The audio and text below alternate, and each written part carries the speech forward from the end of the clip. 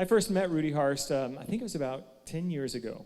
He had led I'd forgotten this one part of it, that he was leading a ministerial student retreat, and I had not yet decided whether or not I was going to enter ministerial school and become a minister. But I had been invited to the retreat.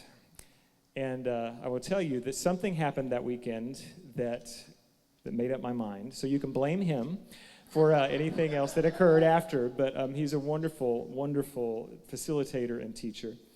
Rudi was born into an Indonesian Dutch family that immigrated from the Netherlands to New Braunfels, Texas, when he was 5 years old. The second of 6 sons, he enjoyed a normal, loving childhood, but always felt like an observer, a stranger in a strange land.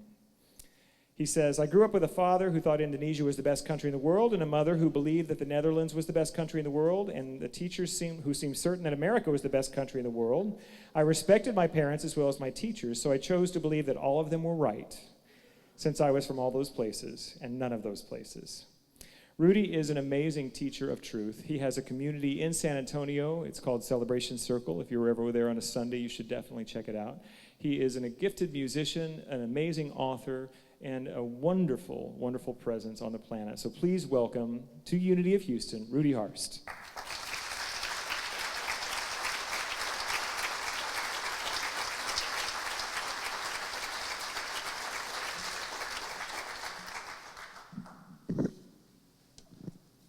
So once upon a time, far, far away and long, long ago, or maybe not that long ago in a place much closer than you might imagine, there was a fair and prosperous land reigned over by a wise and loving king and queen. It had not always been so. When the king and queen had first ascended to the throne, the land had been divided into a number of different principalities and fiefdoms, and the princes and the dukes and the earls were always fighting among themselves. But with time and kindness and wisdom, peace settled on the land and prosperity came to all, and the king and queen raised a beautiful son and daughter, and life was good until a plague swept through the land. And the beloved queen died, as well as both the prince and the princess. And the king, as you might imagine, was heartbroken. He wanted nothing more than to abdicate, to walk away from her and go live in a cottage somewhere and be done with the responsibility, needing to show up and make decisions and tell the truth. But he knew that if he just abdicated, that once again the dukes and the earls would start fighting and war would come across the land. So he thought long and hard and then came up with a plan. He sent out a call to all the priests and professors and wise people in the land to send their finest, most accomplished students to come gather in the courtyard. And so it was that the courtyard was full of eager, ambitious, intelligent young men and women. And the king explained the situation, saying, I'm almost ready to abdicate, and I'm going to choose one of you to replace me. And as you leave here today, each one of you will receive a seed. I want you to take it home and plant it and take good care of it and return 1 year from today with the fruit of your labor. And by the fruits of your labor, one of you will be chosen. And so it was that a year later, as you can imagine, the courtyard was full again. Well, not as full as it had been before. Not everyone came back. But of those who came, they came with a wide variety of fruits of their labor. One came literally with a big platter of fruit. Another came with a big rose bush. Another came with a single exotic blossom in a golden vase. Another came with a whole cart full of sod in which was planted wheat, like almost a miniature wheat field. One after the other, they came and presented their gifts to the king. And each time the king said, yes, thank you. Next. Yes, thank you. Next. Until he had seen everyone, and he looked with some disappointment around the room and said, isn't there anyone else who has something to show me? And finally, from the back of the room came the small young woman saying, yes, Your Majesty, But I have only this bare earthen pot for you, for my seed did not sprout. I'm sorry.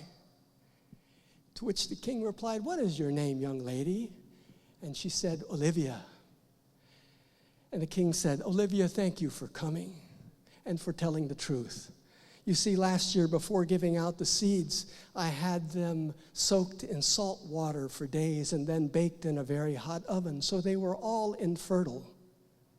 And you are the only one who dared to show up and tell the truth.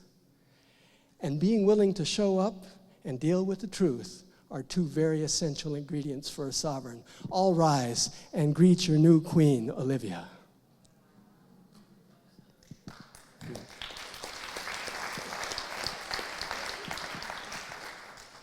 What you're applauding for is yourself. Because you see, like the characters in the story, each and every one of us is invited to be a sovereign, the king and queen of our own domain. But unlike the characters in the story, each and every one of us is given a fertile seed, which is not only able but destined to blossom and bear fruit. Each and every one of us has gifts, has talents, has intelligence, has a capacity for growth, for learning and growing and giving, which we must come to claim if we are to live up to our full potential. And isn't that what we're gathered for here tonight? And every time we come to be in a New Thought gathering here at this Unity Church or wherever we gather, to affirm and remember that we are free, unlimited, full of unlimited potential to grow and express, except when we don't. And sometimes we won't. That's just what it is to be human. To have this divine calling to climb up into the light and live big visions, except when we forget and think,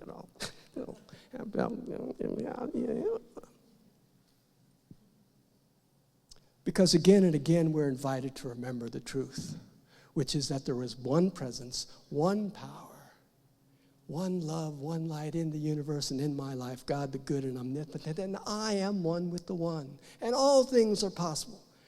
And we remember that, and we read that, and we study that, and we look at those videos and get absorbed that, and then we forget that.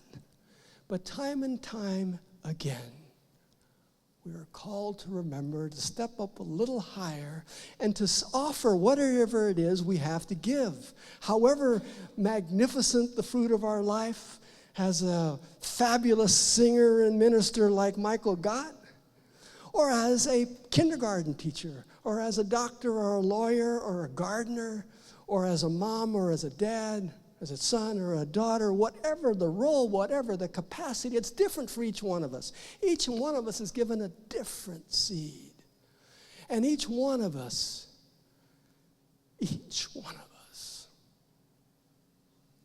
is asked again and again, not just once a year, and not just by one special preacher, one special king, one special person, but by God appearing in many different guises all day long. Spirit appears as a co-worker, as a neighbor, as a tired grocery store clerk, as the grumpy driver who just cut you off on the freeway. Again and again, God appears and asks, can you be the sovereign? Can you live from the place of the truth and just show up no matter how painful it is, not to be mad at that jerk who just passed you off, and take the high road instead? Not to fall for it when your boss grumps at you again about a missed deadline, and remember to feel just nothing but love and connection and to see the truth of who that boss is rather than getting caught in the minutia. Because again and again we're invited to remember that what we think of as reality is just a tiny sliver of all there is in the world. What I see in any given interaction with any person, however intimate, whether it's my partner or my boss or a total stranger on the highway in a nanosecond, what I think, what I judge about that situation is but a small sliver of the truth. How do I know that that jerk who cut me off is not racing to the hospital because his wife is in labor? How do I know that the boss who's yelling at me is really heartbroken because his daughter is sick and he can't be home with the daughter and is having to be at work dealing with workers. I don't know anything except what? Who I am and what I'm here for. And who I am is the sovereign of my life, and what I'm here for is to be the best I can be and to bring forth the seed that has been planted in me by the divine. And what I do affects everyone I see, everyone I touch, everyone I even think about is affected because we are one in the infinite one, forever and ever and ever, under all circumstances. Whether I forget or I remember does not matter.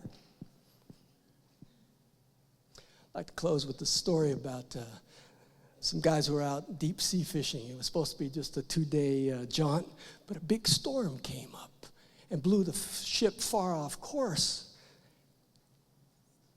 And it sunk in the storm, and only 3 men survived. And they were shipwrecked on a desert island without so much as a penny in their pocket. Well, it wouldn't have helped if they had $1 million in the pocket, because they were shipwrecked on a desert island. They had nothing except the clothes on their back. And they didn't know each other. They're just 3 guys who'd gone on a fishing trip with a bunch of other people, but they were the survivors. And they learned to get to know each other because they had to learn how to fish, how to gather food, how to build shelter, how to take care of each other. Over a period of months, they became good friends. And then one day they were walking along the beach, and one of the guys saw a bottle laying there, and he brushed off the sand and the salt, and poof, out jumped the genie. And the genie said, "Oh, thank you for freeing me from captivity from that bottle where I've been for eons. I'm so grateful. I'll give each one of you a gift, a wish, whatever your heart desires." "Whatever my heart desires," says the first guy. "I am sick and tired of eating raw fish, breakfast, lunch, and dinner for months now. I want to be in New York City at the very finest restaurant there is, surrounded by all the money I want and all the food I want. I want to be just comfortable for once." Poof, he disappears. Second guy says, "Well, that New York, being rich, that'd be good, but I've always wanted to be a movie star.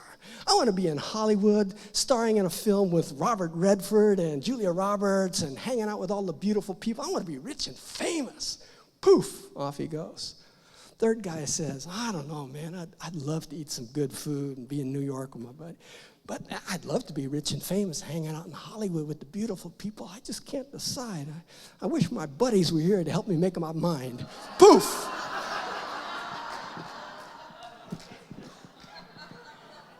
Everything we do, everything we say affects everyone we see. That's my story, and I'm sticking to it.